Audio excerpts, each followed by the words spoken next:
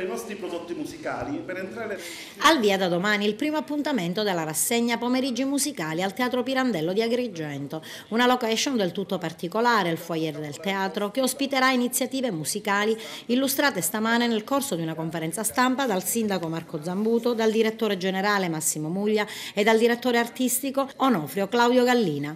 È un segnale importante di un teatro che riesce ad allargare la propria offerta culturale e riesce ad allargarla attraverso la presentazione di questi appuntamenti, di questi giovedì musicali con musica da camera, che quindi riusciranno a portare al teatro, diciamo, tutti gli amici della musica, gli appassionati, e quindi un'offerta culturale complessiva che si allarga, perché oltre al tradizionale, diciamo, cartellone siamo riusciti, questa è una scommessa vinta già dallo scorso anno, a realizzare al Teatro Pirandello anche diciamo, il cartellone con la lirica sinfonica.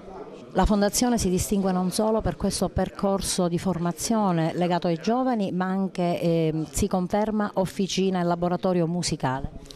La Fondazione si conferma essere centro culturale a tutto tondo, perché riesce a portare appunto al teatro giovani e meno giovani, e soprattutto attraverso il suo laboratorio riesce a produrre quindi opere teatrali come quelle che siamo riusciti a produrre a Nuova Delhi, e per quest'anno già l'invito che abbiamo ricevuto di portare la nostra rappresentazione a Berlino. Questa iniziativa amplia enormemente le prospettive di offerta che vengono poste alla cittadinanza agrigentina, includendo anche le scuole. Noi abbiamo questa partecipazione straordinaria di giovani da parte di tutte le scuole della provincia, sia per quanto riguarda questa operazione culturale e musicale Pierino e Lupo, rivolta proprio a loro, ma anche per quanto riguarda l'aumento dell'offerta culturale, sia attraverso i pomeriggi musicali. Prima si faceva la prosa soltanto, adesso c'è la prosa, la lirica, ci sono i concerti, adesso ci sono i pomeriggi musicali,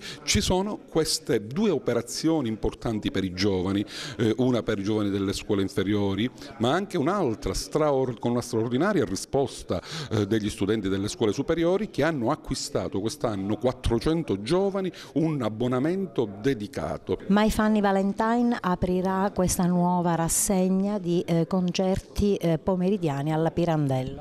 Non poteva essere uno spettacolo più indicato, considerato che domani è San Valentino. Domani l'argomento principale dello spettacolo sarà l'amore.